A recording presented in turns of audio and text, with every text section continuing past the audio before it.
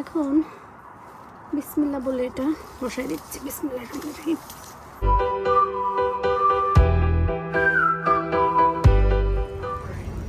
একা একা ঘুরতে বের হয়েছি, কারণ আমি বলছি আজকে আমি রান্না করতে পারবো না। প্রতিদিন রান্না করি, আজকে আমি রান্না করব না। আজকে আমার স্বাধীন ডে, সে ঘুরে ঘুরে আমি সব কিছু দেখবো। শুধু বাইরে থেকে ঘুরে চলে আসছি। আজকে কোনো কিছু কিনি নাই, উইন্ডো শপিং, জাস্ট ঘুরে ঘুরে দেখছি, দেখে দেখে বাসায় চলে আসছি। এখন খাওয়া, রান্না করবো না, বাট এটাও কিন্তু রান্নার ভিতরে পড়ে। সবাই পরোটা খাবে আর ডিম ভাজি, তো পরোটা ডিম ভাজি বানাচ্ছি, কিন্তু রান্না করব না। আজকে আমি রান্না করব না, এখন ডিম ভাজি করব আর পরোটা ভাজতেছি। কালকে সন্ধ্যার সময় গাছ লাগাইছি, আমি নিজেও একটু ফুল গাছগুলারে দেখতে আসছি যে কেমন লাগতেছে। এই আর অনেকেই অপেক্ষায় আছেন এই ফুলগুলো কবে ফুটবে। ফুটবে ইনশাল্লাহ, ফুটে যাবে। সবে তো সামার শুরু। আমি এখানে লাল শাকগুলো বাছি আর বসে বসে গার্ডেনের এই সৌন্দর্য উপভোগ করি। কাপড়গুলো বাইরে নেড়ে দিলাম। আজকে এই দিকের দেখি আগাছাগুলো তুলে ফেলতে হবে, তাহলে আরও সুন্দর লাগবে। এখানে বেঁচে যাওয়া গরু মাংসের ঝোল দিয়ে এখন মুড়িগুলো আমরা মাখাই খাবো। পাতলা মাখাই ফেলছি, আর ভাইও অনেক বেশি পছন্দ করে। আজকে কিন্তু আমি কিছু রান্না করব না, কিন্তু লাল শাক ধুয়ে রাখছি, মুরগির চিকেন ব্রেস্ট যেগুলো সেগুলো ছোট ছোট করে কেটে রাখছি। থালবাটিও এখানে অনেকগুলো জমা হয়েছে। আজকে কিন্তু আমি কিছু রান্না করব না, এর থেকে বরঞ্চ আমার বাইরে না যাওয়া ভালো ছিল। সকালে সকালে এগুলা যদি সেরে ফেলতাম ওইটাই বেস্ট ছিল। যাই হোক, কেয়ার করা। শাক রান্না করব আমি অন্য সময় তো আগে পেঁয়াজ টেয়াজ ভেজে নিই, আজকে সব একবারেই বসানো হবে। শাক একদম একটুখানি হয়ে যাবে।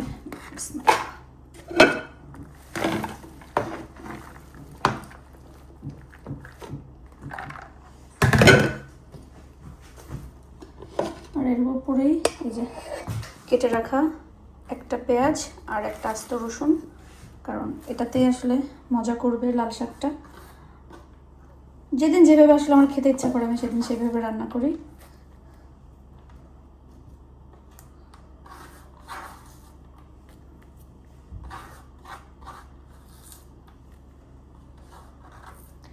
আর দিয়ে দিব আন্দাজ মতো একটু লবণ। লবণে প্রথমে বেশি দিব না, কারণ পরে কি হবে বেশি হয়ে যায় অনেক সময়। বিসমিল্লাহ। আর এখানে লাল শাক হতে হতে আমি ভাতটাও রান্না করে ফেলছি।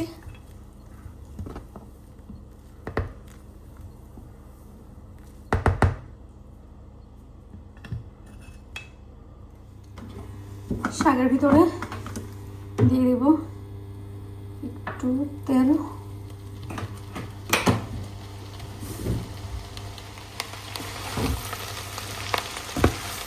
মিক্স করে। লাল শাক আসলে ঢাকার দরকার পড়ে না, এখানকার লাল শাক বা লাল শাক জাতীয় জিনিসগুলো কিন্তু অনেক বেশি সফটই থাকে, একটু সময়ের ভিতরেই ভাজা কমপ্লিট হয়ে যায়।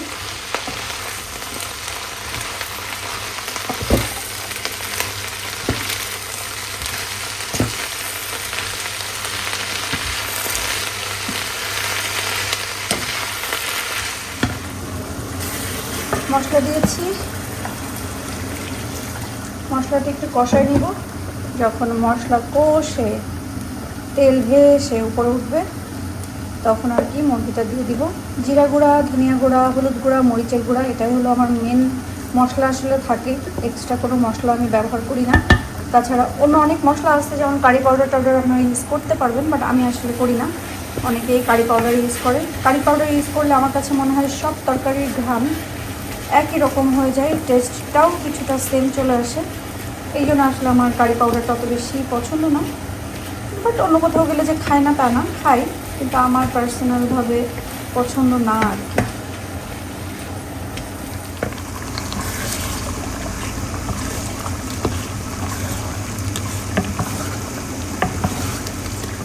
কাঁকরোল কেটে ধুয়ে রেডি করেছি, চিংড়ি মাছটাও কষাই ফেলছি। কিছু কিছু সবজি থাকে না বা কিছু কিছু খাবার থাকে না যে রান্না করতে গেলে কারো কথা মনে হয়। আমার কাঁকরোল রান্না করতে গেলে বেঞ্জিরের কথা মনে হয়। কারণ বেনজিরের কাঁকরোল অনেক বেশি পছন্দ। আর এবারকার হচ্ছে কাঁকরোলগুলো অনেক বেশি ফ্রেশ আর সুন্দর ছিল।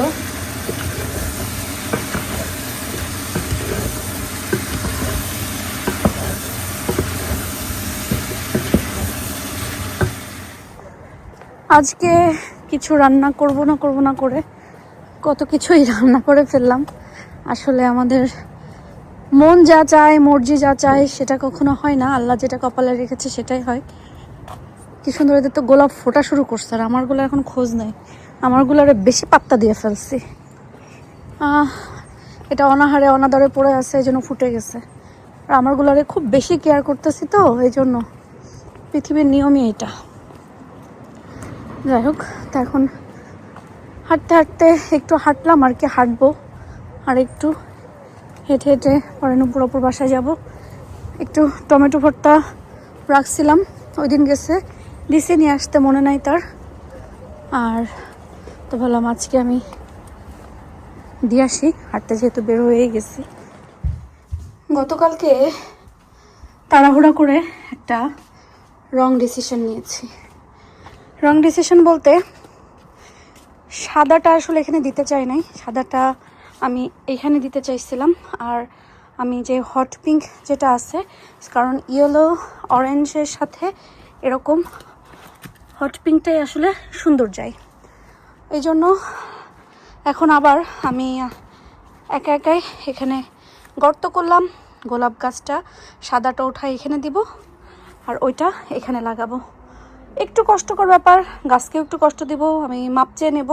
বাট আসলে একবার লাগানো হয়ে গেলে পরে কিন্তু আমি আর কিছুই করতে পারবো না। এখন বিসমিল্লাহ বলে এটা বসাই দিচ্ছি। বিসমিল্লাহ এইভাবে এইভাবে ঘুরাই দিই, তাহলে বেস্ট হবে।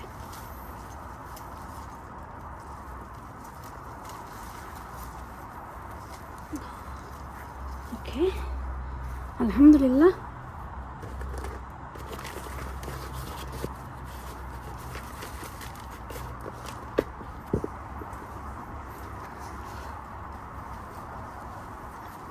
কারণ হলুদের সাথে আসলে হট পিঙ্কটাই সুন্দর যাবে, সাদাটা আলাদা করে লাগালাম।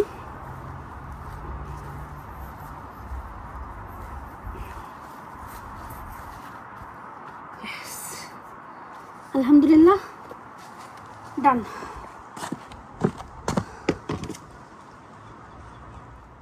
হ্যাঙ্গিং পটে যেগুলো আমি হচ্ছে ফ্লাওয়ার দিয়েছি, এগুলোর জন্য হচ্ছে এই ওষুধ নিয়ে আসছি, কিন্তু দেওয়া হয় নাই, এখন একটু দিয়ে দেই। এটা জাস্ট এভাবে করে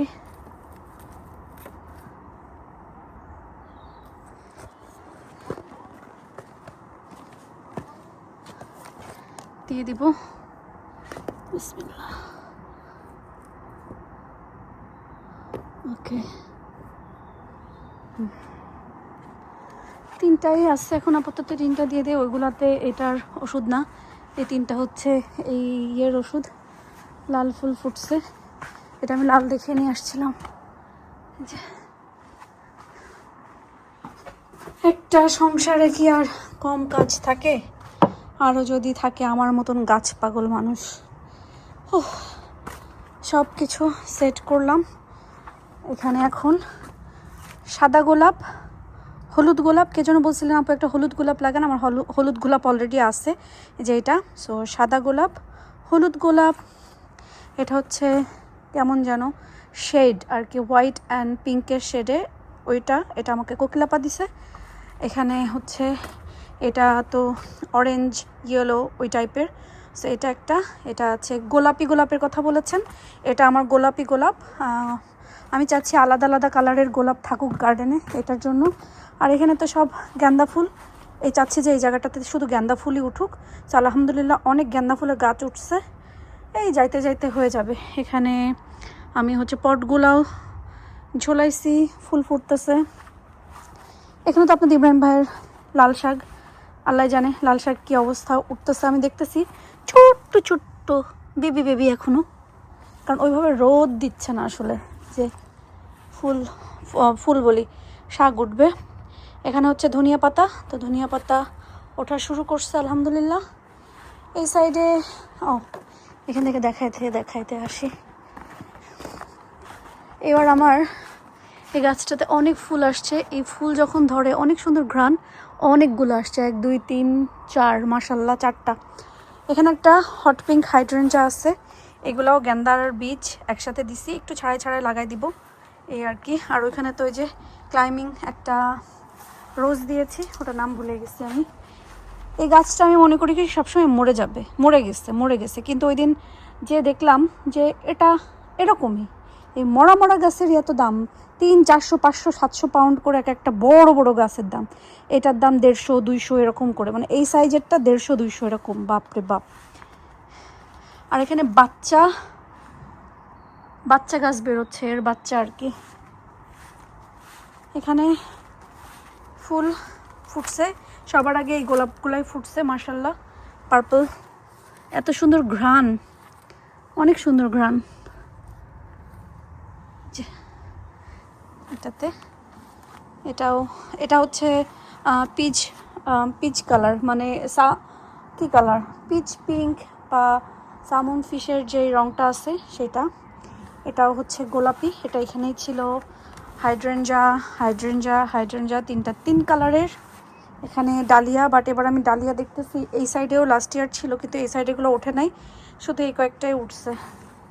বুঝলাম না কেন এত কাজ করছি, আমি হাঁপাই গেছি, কারণ এগুলো সব খুঁড়ে ময়লা ফেলছি, সব করছি, মানে পুরাটা এখান থেকে শুরু করে এই পুরাটা আমি হচ্ছে সব আবর্জনা ময়লা যা ছিল সেগুলো উঠাইছি। আর পিওনি গাছ যে ছিল ওটাতে আবার একটু মাটি সার দিয়ে ওটা এখানে নিয়ে এসে রাখছি। সাথে এই যে গোলাপ, এটা আর ছোট চেরি গোলাপটা এখানে দিয়ে দিয়েছি। এখানে এই সাইডটা তো এখনও ঠিক করা হয় নাই, এই জন্য এখনও পরিষ্কার করা হয় নাই। রোদ হোক, দিন ভালো হোক, পরিষ্কার করবো ইনশাল্লাহ। আর এই গাছটা তো এখানে আরও কিছু মাটি দিব, বাট এখন না, আর একটু 2 দিন পরে আর কি মাটি দেওয়া হবে। আলহামদুলিল্লাহ, সব কিছু মিলায় আলহামদুলিল্লাহ। গরম। Why is it always so like?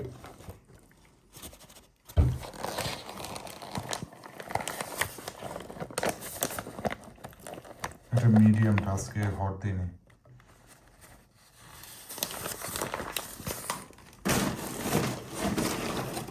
একটা মিডিয়াম, একটা এক্সট্রা হট।